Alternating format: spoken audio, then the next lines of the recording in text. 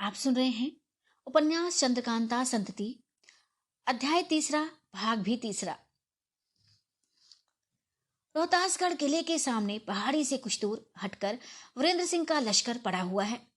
चारों तरफ फौजी आदमी अपने अपने काम में लगे हुए हैं। कुछ फौज आ चुकी और बराबर चली ही आती है। बीच में राजा वीरेंद्र सिंह का कारचोबी खेमा शान शौकत के साथ खड़ा है। उसके दोनों बगल कुंवर इंद्रजीत सिंह और आनंद सिंह का खेमा है। सामने और पीछे की तरफ दो पट्टी बड़े बड़े सरदारों और बहादुरों का डेरा पड़ा है। बाजार लगने की तैयारियां हो रही हैं। लड़ाई का सामान इतना इकट्ठा हो रहा है कि देखने से दुश्मनों का कलेजा दहल जाए। डेरा खड़ा होने के दूसरे दिन कुंवर इंद्रजीत सिंह, आनंद सिंह, तेज सिंह, देवी सिंह, पंडित बद्रीनाथ, भैरव सिंह, तारा सिंह, जगन्नाथ जोशी जी, फतेह सिंह और नाहर सिंह इत्यादि को साथ लिए राजा वीरेंद्र सिंह भी आ पहुंचे और सब लोग अपने अपने खेमे में उतरे। पन्नालाल गया जी में और रामनारायण तथा चुन्नीलाल चुनारगढ़ में रखे गए। इस लड़ाई के लिए सेनापति की पदवी नाहर सिंह को दी गई। तीसरे दिन और भी फौज आ जाने पर 5 झंडे 50,000 फौज का निशान खड़ा किया गया। बहादुरों के चेहरों पर खुशी मालूम होती थी। सब इसी फिक्र में थे कि जहां तक हो जाए लड़ाई जल्द छिड़ जाए, और बेशक 1 ही 2 दिन में लड़ाई छिड़ जाने की उम्मीद थी। मगर वीरेंद्र सिंह के लश्कर पर एकाएक ऐसी आफत आ पड़ी कि कुछ दिनों तक लड़ाई रुकी रही। इस आफत के आने का किसी को स्वप्न में भी गुमान न था, जिसका हाल हम आगे चलकर सुनाएंगे। राजा दिग्विजय सिंह का पत्र लेकर उनका एक अय्यार वीरेंद्र सिंह के पास आया। वीरेंद्र सिंह ने पत्र लेकर मुंशी को पढ़ने के लिए दिया। उसमें जो कुछ लिखा था उसका संक्षेप ये है। हमारे आपके बीच कभी दुश्मनी नहीं, तो कभी ना मालूम आपसे आपस में लड़ने या बिगाड़ पैदा करने का इरादा आपने क्यों किया। खैर, इसका सबब जो कुछ है हम नहीं कह सकते, मगर इतना याद रखना कि चाहिए कि 50 वर्ष लड़कर भी ये किला आप हमसे नहीं ले सकते। अगर हम चुपचाप बैठे रहें तो भी हमारा कुछ नहीं कर सकते। फिर भी हम आपसे लड़ेंगे और मैदान में निकलकर बहादुरी दिखाएंगे।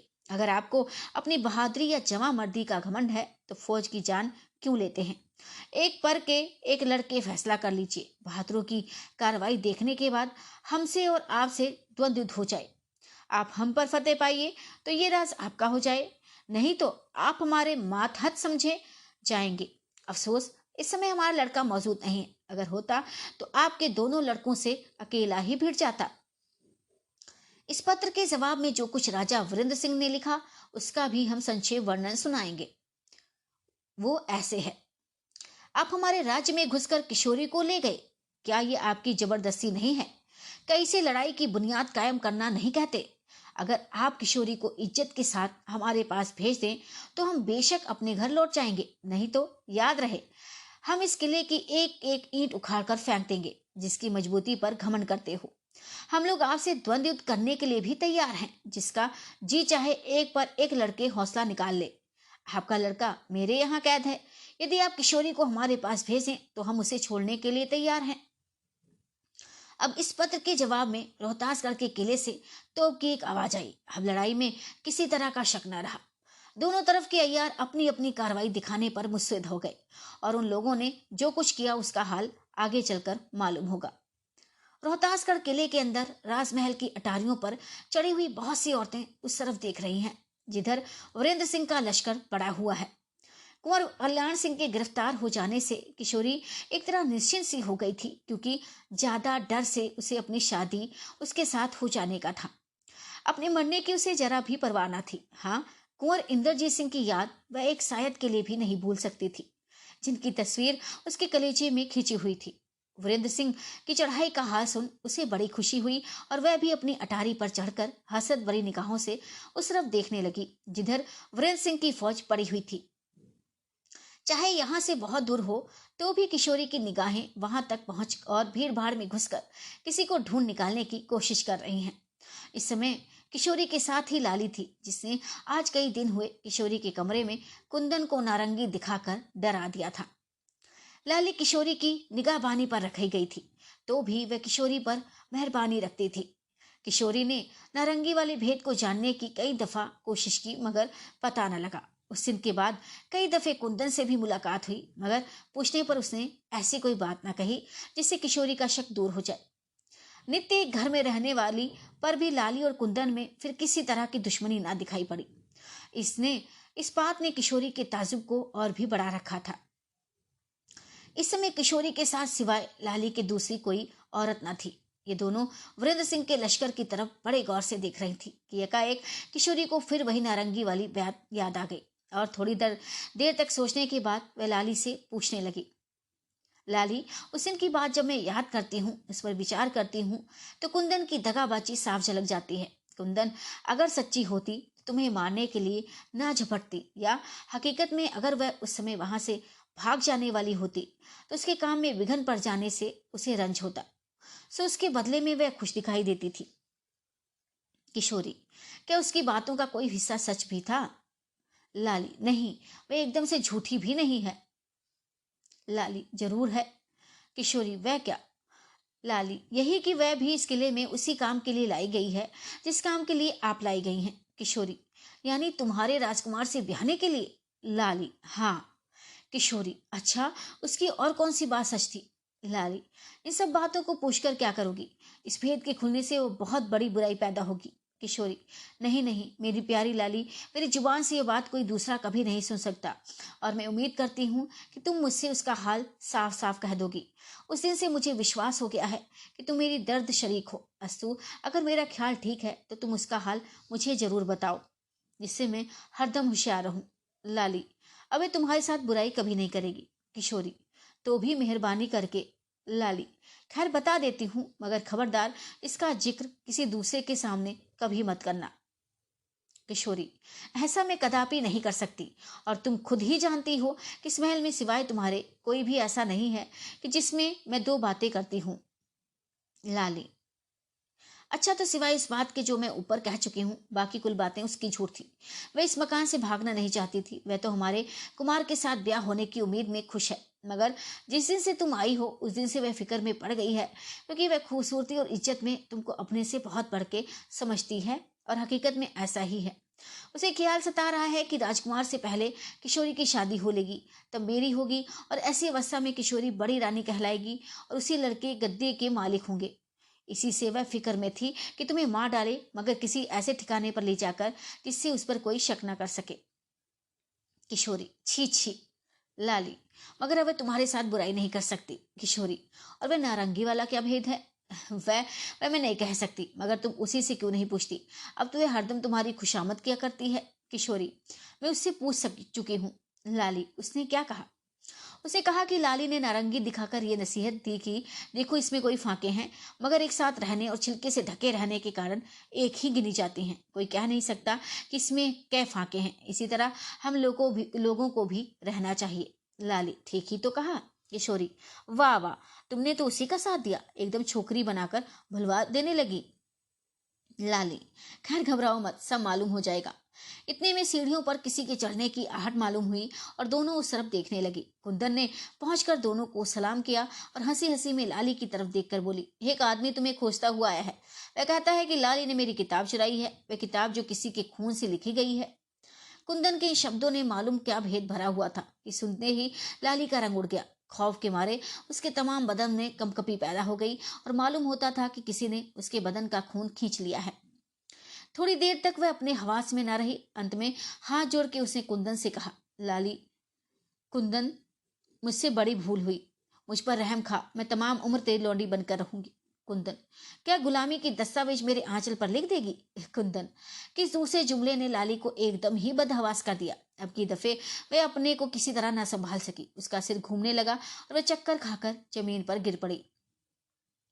लाली का यह हाल देख कुंदन चुपचाप वहां से चली गई, मगर उसकी सूरत से मालूम होता था कि वह अपनी कार्रवाई पर खुश है, या उसने लाली के ऊपर अपनी हुकूमत पैदा कर ली है। उसका मुंह सिकोड़कर सिर हिलाना कह देता था कि वह लाली पर कुछ और भी जुल्म करना चाहती थी।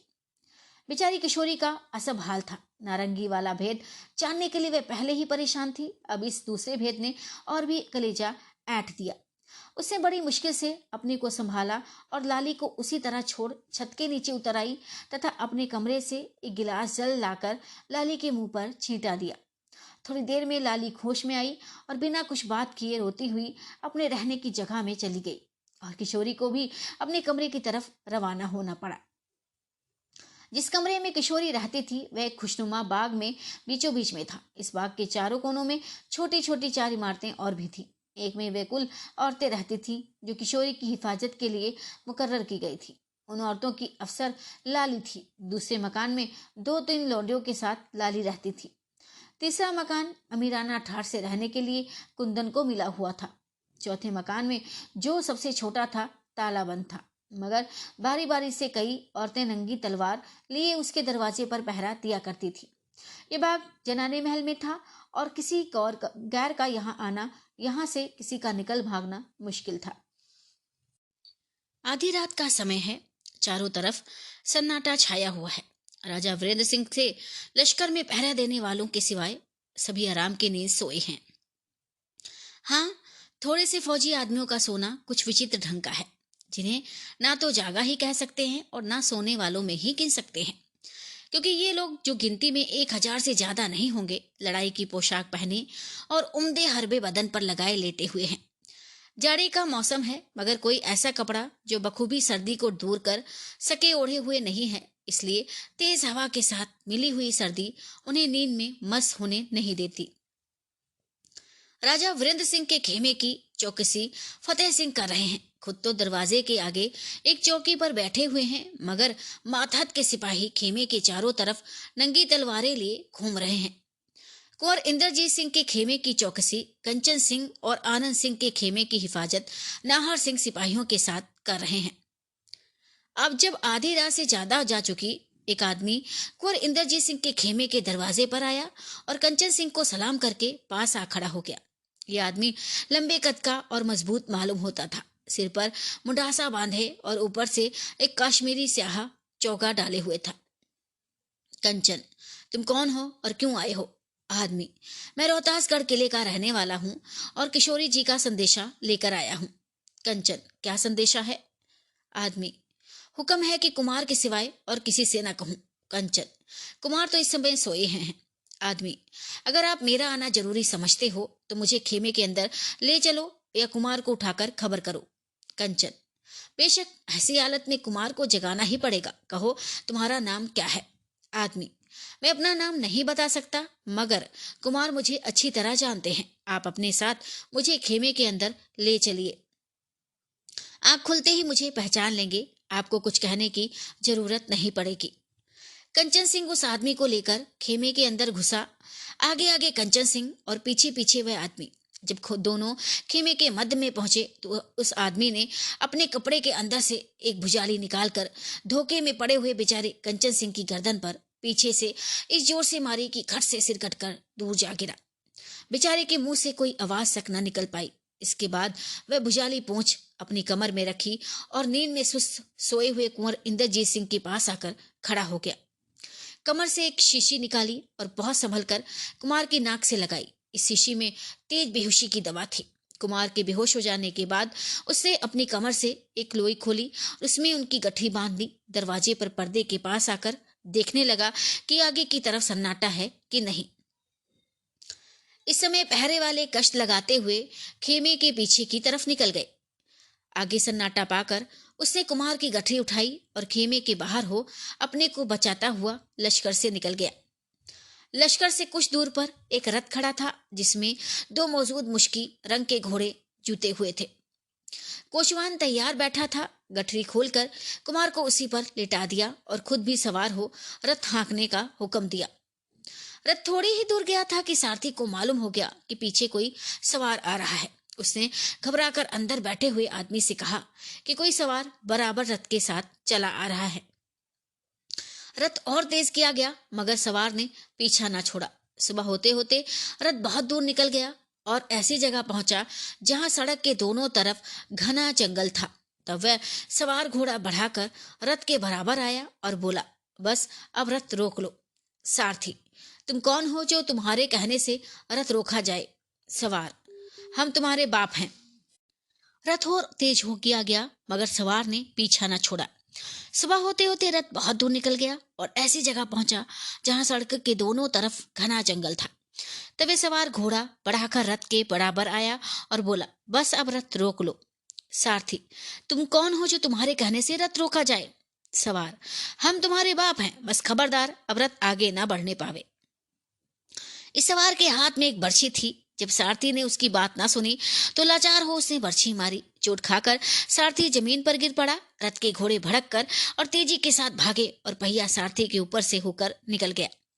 सवार ने घोड़े को बर्छी मारी। एक घोड़ा जख्मी होकर गिर पड़ा।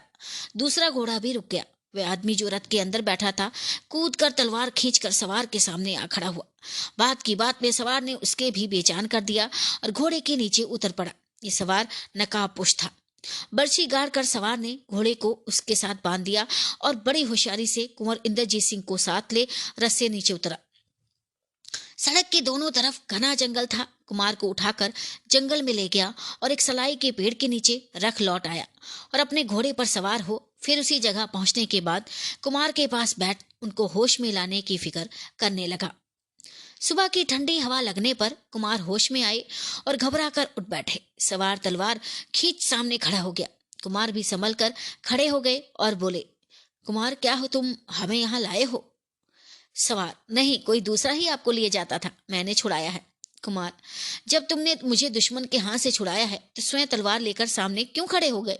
सवार, आपकी बहादुरी और दिलावरी की बहुत कुछ तारीफ सुनी है, लड़ने का हौसला रखता हूँ। कुमार, मेरे पास कोई हरबा न होने पर भी लड़ने को तैयार हूं, वार करो। सवार, जो आदमी रथ पर सवार करके आपको लिए जाता था उसकी ढाल तलवार में ले आया हूं। वह देखिए आपके बगल में मौजूद है, उठा लीजिए और मुकाबला कीजिए। मैं खाली हाथ आपसे लड़ना नहीं चाहता।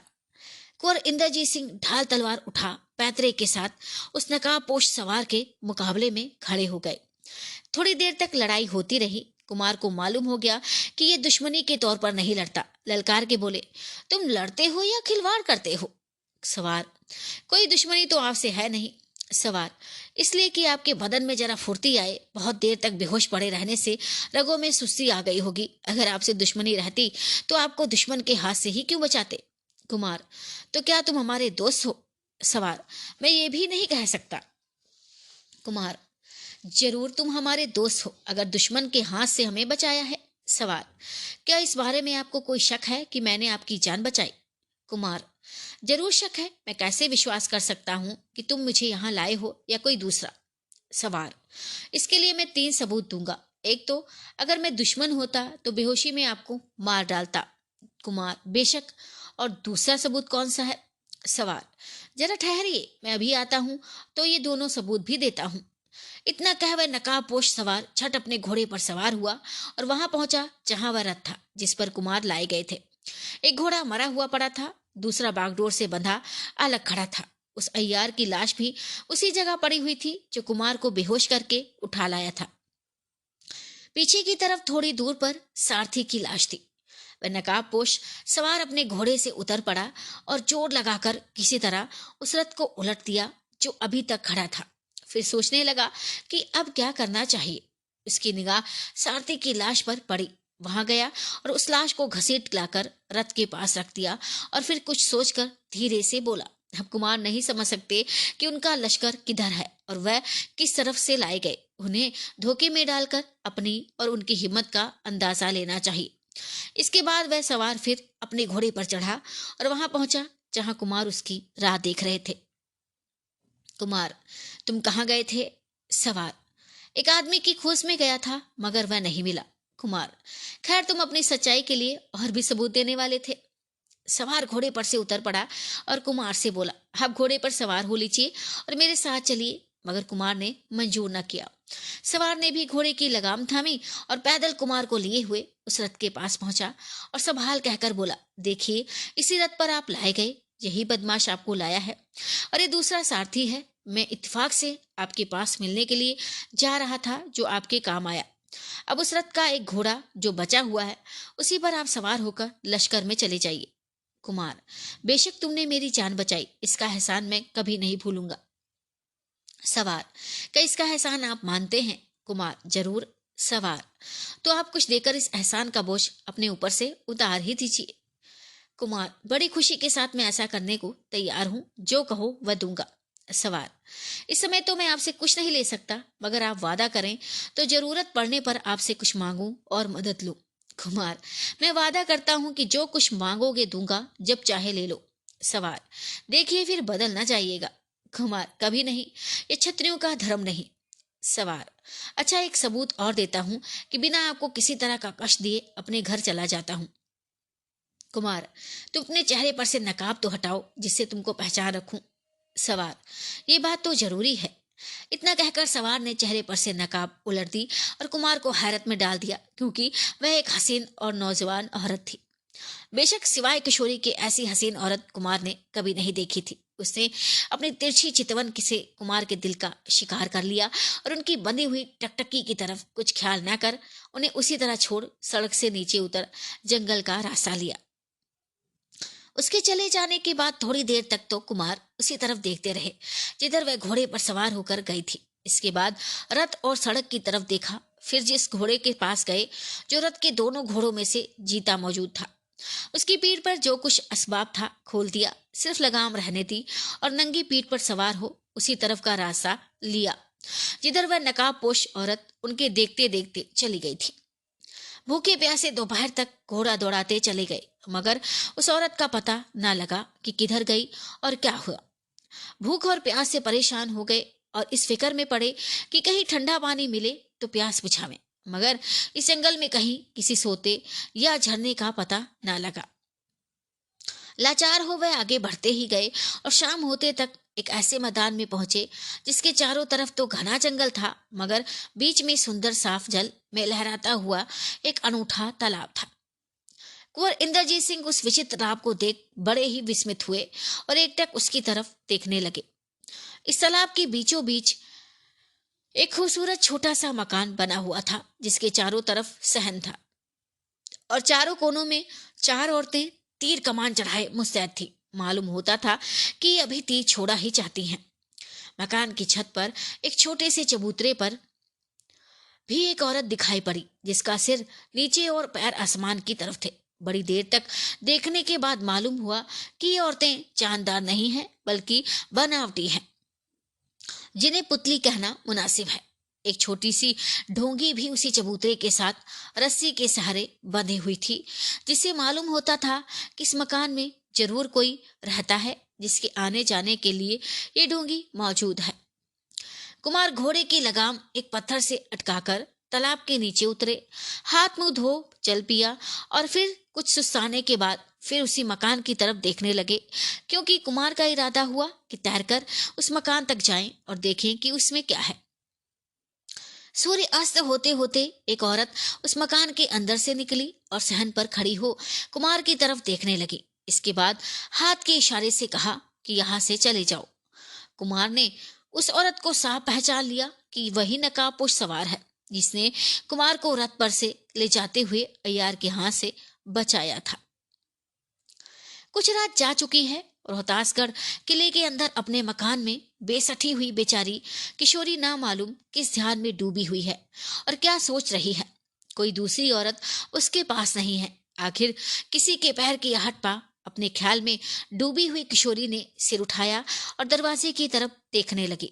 लाली ने पहुंचकर सलाम किया और कहा, माफ कीजिएगा, मैं बिना हुक्म के इस कमरे में आई हूं। किशोरी, मैंने लौंडियों को हुक्म दे रखा है कि इस कमरे में कोई ना आने पाए, मगर साथ ही इसके ये भी कह दिया है कि लाली आने का इरादा करे तो उसे मत रोकना। लाली, बेशक आपने मेरे ऊपर बड़ी मेहरबानी की। किशोरी, मगर ना मालूम तुम मेरे ऊपर दया क्यों नहीं करती। आओ बैठो। लाली, आप ऐसा ना कहें, मैं जी जान से आपके काम आने को तैयार हूँ। किशोरी, ये सब बनावटी बातें करती हो। अगर ऐसा ही होता तो अपना और कुंदन वाला भेद मुझसे क्यों छिपाती। नारंगी वाले भेद से तो मैं पहले ही हैरान हो रही थी, मगर जब से कुंदन ने अपनी बातों का असर तुम पर डाला है, तब से मेरी घबराहट और भी बढ़ गई है। लाली, बेशक आपको बहुत कुछ ताजुब हुआ होगा। मैं कसम खाकर कह सकती हूँ कि कुंदन ने उस समय जो मुझे कहा था, या कुंदन ने कि जिन बातों को सुनकर मैं डर गई थी, वह उसे पहले से मालूम नहीं थी। अगर मालूम होती तो जिस समय मैंने नारंगी दिखाकर उसे धमकाया था, उसी समय वह मुझसे बदला ले लेती। अब मुझे विश्वास हो गया कि इस मकान में कोई बाहर का आदमी जरूर आया है, जिसने हमारे बेद से कुंदन को होशियार कर दिया है। अफसोस अब मेरी जान मुफ्त में जाया चाहती है, क्योंकि कुंदन बड़ी ही बेरहम और बदकार औरत है। किशोरी, तुम्हारी बातें मेरी घबराहट को बढ़ा रही हैं। कृपा करके कुछ कहो तो सही, क्या भेद है? लाली, मैं बिल्कुल हाल आपसे कहूंगी और आपकी चिंता दूर करूंगी, मगर आज रात भर आप मुझे और माफ कीजिए और इस समय एक काम में मेरी मदद कीजिए। किशोरी, वह क्या? लाली, ये तो मुझे विश्वास हो ही गया कि मेरी जान किसी तरह नहीं बच सकती, तो भी अपने बचने के लिए मैं कोई ना कोई उद्योग जरूर करूंगी।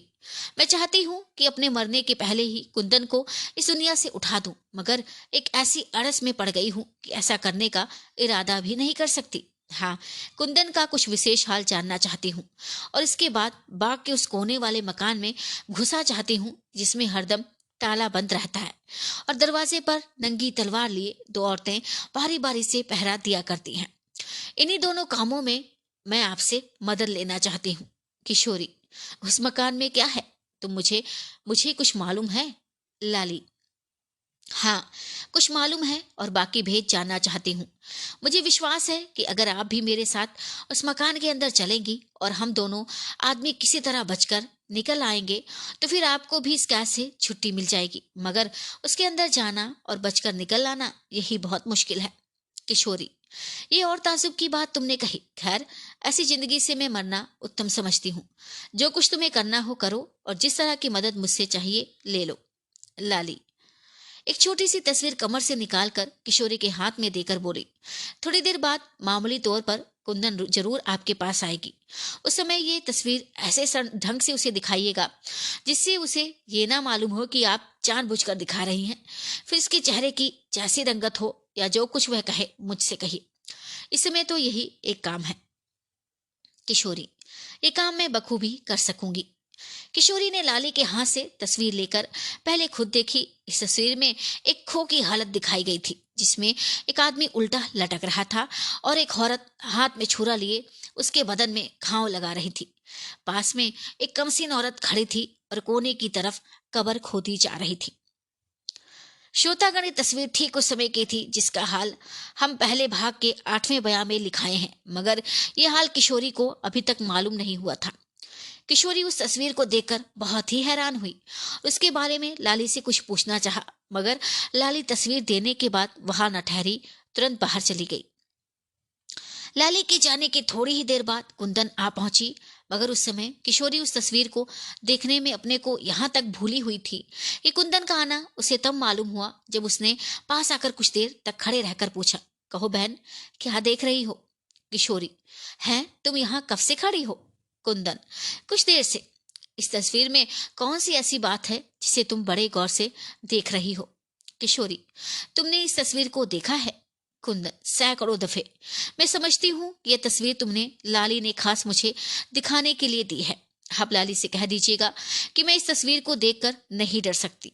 मैं बिना बदला लिए कभी नहीं छोड़ूंगी, क्योंकि जिस दिन पहले पहर रात को आपसे मुलाकात हुई थी, उस दिन यहाँ से मेरे निकल जाने का सामान बिल्कुल ठीक था। इसी से लाली ने मेरे उद्योग को मिट्टी कर दिया और मेरे मददगारों को भी फंसा दिया। खैर, देखा जाएगा। मैं आपके मिलने से प्रसन्न थी, मगर अफसोस उसने झूठी बात गढ़कर आपका दिल भी मेरी तरफ से फेर दिया। तो भी मैं आपके साथ बुराई नहीं करूंगी और जहां तक हो सकेगा उसकी चालबाजियों से आपको होशियार कर दूंगी। मानने ना मानने का आपको हख्तियार है। किशोरी, मेरे समझ में कुछ नहीं आता कि क्या हो रहा है। हे ईश्वर, मैंने क्या अपराध किया था कि चारों तरफ से संकट ने आकर घेर लिया है। हाय, मैं बिल्कुल नहीं जान सकती कि कौन मेरा दोस्त है और कौन दुश्मन। इतना कहकर किशोरी रोने लगी। उसने अपने को संभालना चाहा, मगर ना हो सका। हिचकों ने उसका गला दबा दिया। कुंदन किशोरी के पास बैठ गई और उसका हाथ अपने दोनों हाथों में दबाकर बोली, प्यारी किशोरी, ये समझना तो बहुत मुश्किल है कि यहाँ आपका दोस्त कौन है। बात बनाकर दोस्ती साबित करना भूल है, जिसमें दुश्मन के घर में। हाँ, ये मैं जरूर साबित कर दूंगी कि लाली आपसे दुश्मनी रखती है। लाली ने आपसे जरूर कहा होगा कि आपकी तरह मैं भी कुमार के साथ ब्याह करने के लिए लाई गई हूँ, मगर नहीं, ये बात बिल्कुल झूठ है। असल तो ये है कि लाली मुझको बिल्कुल नहीं जानती और ना मैं ही उसको जानती हूँ कि लाली कौन है। मगर आजकल लाली जिस फिक्र में पड़ी है उससे मैं समझती हूँ कि वह आपके साथ दुश्मनी कर रही है। ताज्जुब नहीं कि वह आपको एक दिन उस मकान में ले जाए जिसका ताला बराबर बंद रहता है और जिसके दरवाजे पर नंगी तलवार का पहरा पड़ा रहता है, क्योंकि आजकल वह वहां पहरा देने वाली औरतों से दोस्ती बढ़ा रही है और ताला खोलने के लिए एक ताली तैयार कर रही है। उसकी दुश्मनी का अंत उसी दिन होगा जिस दिन वह आपको उस मकान के अंदर कर देगी। फिर आपकी जान किसी तरह भी नहीं बच सकती। उसका ऐसा करना केवल आप ही के साथ दुश्मनी करना नहीं, बल्कि यहाँ के राजा और इस राज्य के साथ भी दुश्मनी करना है। बेशक वह आपको उस मकान के अंदर भेजेगी और आप उस चौखट के अंदर पैर भी नहीं रखेंगी। किशोरी, उस मकान के अंदर क्या है? कुंदन, सो तो मैं नहीं जानती। किशोरी, यहाँ का कोई आदमी जानता है? कुंदन, कोई नहीं, बल्कि जहां तक मैं ख्याल करती हूँ यहाँ का राजा भी उसके अंदर का हाल नहीं जानता। किशोरी, तो क्या ये मकान कभी खोला नहीं जाता? कुंदन, मेरे सामने तो कभी नहीं खोला गया। किशोरी, फिर कैसे कह सकती हो कि उसके अंदर न जाकर कोई बच नहीं सकता? कुंदन, इसका जानना तो कोई मुश्किल नहीं है। पहले तो यही सोचिए कि वहां हरदम ताला बंद रहता है। अगर कोई चोरी से भीतर गया भी तो निकलने का मौका मुश्किल से मिलेगा। फिर हम लोगों को उसके अंदर जाकर फायदा ही क्या होगा? आपने देखा होगा उस दरवाजे के ऊपर लिखा है कि इसके अंदर जो जाएगा उसका सिर आप कटकर गिर पड़ेगा। जो हो, मगर ये सब होते हुए भी लाली आपको उस मकान के अंदर जरूर भेजना चाहेगी। किशोरी, खैर इस तस्वीर का हाल अगर तुम जानती हो तो कहो। कुंदन, कहती हूँ सुनो। जब कुंवर इंद्रजीत सिंह को धोखा देकर माधवी ले गई तो उनके छोटे भाई आनंद सिंह उनकी खोज में निकले। एक मुसलमानी ने उन्हें धोखा देकर गिरफ्तार कर लिया और उनके साथ शादी करनी चाही, मगर उन्होंने मंजूर न किया और 3 दिन भूखे और उसके यहाँ कैद रहे। आखिर उन्हीं के अय्यार देवी सिंह ने उस कैद से उनको छुड़ाया, मगर उन्हें अभी तक मालूम नहीं कि उन्हें देवी सिंह ने छुड़ाया था। इसके बाद उस तस्वीर के बारे में जो कुछ आनंद सिंह ने देखा सुना था, कुंदन ने वहां तक कह सुनाया जब आनंद सिंह बेहोश करके उस खो के बाहर निकाल दिए गए, बल्कि घर पहुंचा दिए गए थे। किशोरी, ये सब हाल तुम्हें कैसे मालूम हुआ? कुंदन, मुझसे देवी सिंह ने कहा था। किशोरी, देवी सिंह से तुमसे क्या संबंध है? कुंदन, जान पहचान है। आपने इस तस्वीर के बारे में लाली से कुछ सुना है या नहीं? किशोरी, कुछ भी नहीं। कुंदन, पूछिए, देखे क्या कहती है। अच्छा, अब मैं जाती हूँ, फिर भी मिलूंगी। किशोरी, जरा ठहरो तो। कुंदन, अब मत मोरो को, बेमौका हो जाएगा, फिर मैं बहुत जल्द मिलूंगी। कुंदन चली गई, मगर किशोरी पहले से भी ज्यादा सोच में पड़ गई। कभी तो उसका दिल लाली की तरफ झुकता और उसको अपने दुख का साथी समझती। कभी सोचते सोचते लाली की बातों में शक पड़ जाने पर कुंदन को ही सच्ची समझती। उसका दिल दोनों तरफ के खिंचाव में पड़कर बेबस हो रहा था। वह ठीक निश्चय नहीं कर सकती थी कि अपना हमदर्द लाली को बनाए या कुंदन को, क्योंकि लाली और कुंदन दोनों अपने असली भेदों को किशोरी से छिपा रही थी। उस दिन लाली ने फिर मिलकर किशोरी से पूछा, उस तस्वीर को देखकर कुंदन की क्या दशा हुई? जिसके जवाब में किशोरी ने कहा, कुंदन ने उस तस्वीर की तरफ ध्यान भी न दिया और मेरे खुद पूछने पर कहा, मैं नहीं जानती यह तस्वीर कैसी है और ना इसे कभी मैंने पहले देखा था। ये सुनकर लाली का चेहरा कुछ उदास हो गया और वह किशोरी के पास से उठकर चली गई। किशोरी ने कहा, भला तुम ही बताती जाओ कि यह तस्वीर कैसी है। मगर लाली ने उसका कुछ जवाब नहीं दिया और चली गई। इस बात को कई दिन बीत गए। लश्कर से कुंवर इंद्रजीत सिंह के गायब होने का हाल भी चारों तरफ फैल गया, जिसे सुन धीरे धीरे किशोरी की उदासी और भी ज्यादा बढ़ गई। एक दिन रात को अपनी पलंगड़ी पर लेटी हुई किशोरी तरह तरह की बातें सोच रही थी। लाली और कुंदन के बारे में भी गौर कर रही थी। एकाएक वह उठ बैठी और धीरे से आप ही बोली, अब मुझे खुद कुछ करना चाहिए। इस तरह पड़े रहने से काम नहीं चलता, मगर अफसोस मेरे पास कोई हरबा भी तो नहीं है। किशोरी पलंग के नीचे उतरी और कमरे में इधर उधर टहलने लगी। आखिर कमरे के बाहर निकली, देखा कि पहरेदार लौंडियां गहरी नींद में सो रही हैं। आधी रात से ज्यादा जा चुकी थी। चारों तरफ अंधेरा छाया हुआ था। धीरे धीरे कदम बढ़ाती हुई कुंदन के मकान की तरफ बढ़ी। जब पास पहुंची तो देखा कि एक आदमी काले कपड़े पहने उसी तरफ लपका हुआ जा रहा है, बल्कि उस कमरे के दालान में पहुंच गया जिसमें कुंदन रहती है। किशोरी एक पेड़ की आड़ में खड़ी हो गई, शायद इसलिए कि वह आदमी लौटकर चला जाए तो आगे बढ़ूं। थोड़ी देर बाद कुंदन भी उसी आदमी के साथ बाहर निकली और धीरे धीरे भाग के उस तरफ रवाना हुई जिधर घने दरखत लगे हुए थे। जब दोनों उस पेड़ के पास पहुंचे जिसकी आड़ में किशोरी छिपी हुई थी, तब वह आदमी रुका और धीरे से बोला, अब तुम जाओ, ज्यादा दूर तक पहुंचने की कोई जरूरत नहीं है। कुंदन, फिर भी मैं कह देती हूं कि अब 5-7 दिन नारंगी की कोई जरूरत नहीं। आदमी, खैर मगर किशोरी पर दया बनाए रखना। कुंदन, इसके कहने की कोई जरूरत नहीं।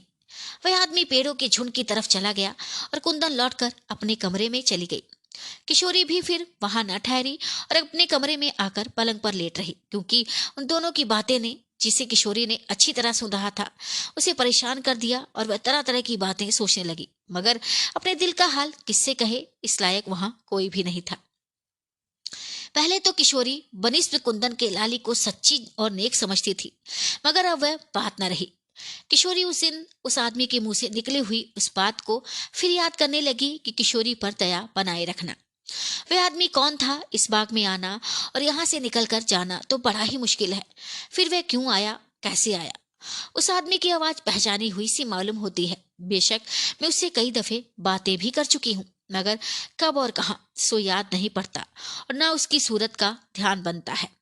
कुंदन ने कहा था 5-7 दिन तक नारंगी की कोई फिक्र जरूरी नहीं, नारंगी की कोई जरूरत नहीं। इससे मालूम होता है कि नारंगी वाली बात कुछ उस आदमी से संबंध रखती है और लाली उस भेद को जानती है। इस समय तो यह निश्चय हो गया कि कुंदन मेरी खैर ख्वाह है और लाली मुझसे दुश्मनी करना चाहती है, मगर इसका भी विश्वास नहीं होता। कुछ भेद खुला, मगर इससे तो और भी उलझन हो गई। खैर कोशिश करूंगी तो कुछ और भी पता लगेगा, मगर अब लाली का हाल मालूम करना चाहिए। थोड़ी देर तक इन सब बातों को किशोरी सोचती रही। आखिर फिर अपने पलंग से उठी और कमरे के बाहर आई। उसकी हिफाजत करने वाली लौंडियां उसी तरह गहरी नींद में सो रही थी। जरा रुककर भाग के उस कोने की तरफ बढ़ी जिधर लाली का मकान था। पेड़ों की आड़ में अपने को छिपाती और रुक रुक कर चारों तरफ की आहट लेती हुई चली जाती थी। जब लाली के मकान के पास पहुंची तो धीरे धीरे किसी की बातचीत की आहट पा एक अंगूर की झाड़ी में रुक रही और कान लगाकर सुनने लगी। केवल इतना ही सुना था, आप बेफिक्र रहिए, जब तक मैं जीती हूँ कुंदन किशोरी का कुछ बिगाड़ नहीं सकती और ना ही उसे कोई दूसरा ले जा सकता है। किशोरी इंद्रजीत सिंह की है और बेशक उन तक पहुंचाई जाएगी। किशोरी ने पहचान लिया कि यह लाली की आवाज है। लाली ने यह बात बहुत धीरे से कही थी, मगर किशोरी बहुत पास पहुंच चुकी थी, इसलिए बखूबी सुनकर पहचान सकी कि लाली की आवाज है, मगर यह ना मालूम हुआ कि दूसरा आदमी कौन है। लाली अपने कमरे के पास ही थी। बात कहकर तुरंत 2-4 सीढ़ियां चढ़ अपने कमरे में घुस गई और उसी जगह से एक आदमी निकलकर पेड़ों की आड़ में छिपता हुआ बाग के पिछली तरफ, जिधर दरवाजे में बराबर ताला बंद रहने का मकान था, चला गया। मगर उसी समय जोर जोर से चोर की आवाज आई। किशोरी ने आवाज को भी पहचान कर मालूम कर लिया कि कुंदन है जो उस आदमी को फंसाया चाहती है। किशोरी फौरन लपकती हुई अपने कमरे में चली आई और चोर चोर की आवाज बढ़ती ही गई। किशोरी अपने कमरे में आकर पलंग पर लेट रही और उन बातों पर गौर करने लगी जो अभी 2-3 घंटे के हेरफेर में देख सुन चुकी थी। वह मन ही मन में कहने लगी कि कुंदन की तरफ भी गई और लाली की तरफ भी गई, जिससे मालूम हो गया कि वे दोनों ही एक एक आदमी से जान पहचान रखती हैं जो बहुत छिपकर इस मकान में आता है। कुंदन के साथ जो आदमी मिलने आया था, उसकी जुबानी जो कुछ मैंने सुना उससे जाना जाता था कि कुंदन मुझसे दुश्मनी नहीं रखती, बल्कि मेहरबानी का बर्ताव किया चाहती है। इसके बाद जब लाली की तरफ गई तो वहां की बातचीत से मालूम हुआ कि लाली सच्चे दिल से मेरी मददगार है और कुंदन शायद दुश्मनी की निगाह से मुझे देखती है। हाँ ठीक है, अब समझी, बेशक ऐसा ही होगा। नहीं नहीं, मुझे कुंदन की बातों पर विश्वास नहीं करना चाहिए। अच्छा, देखा जाएगा। कुंदन ने बेमौके चोर चोर का शोर मचाया, कहीं ऐसा ना हो कि बेचारी लाली पर कोई आफत आ जाए। इन्हीं सब बातों को सोचती हुई किशोरी ने बची हुई थोड़ी सी रात जागकर ही बिता दी और सुबह की सफेदी फैलने के साथ ही अपने कमरे के बाहर निकली, क्योंकि रात की बातों का पता लगाने के लिए उसका जी बेचैन हो रहा था।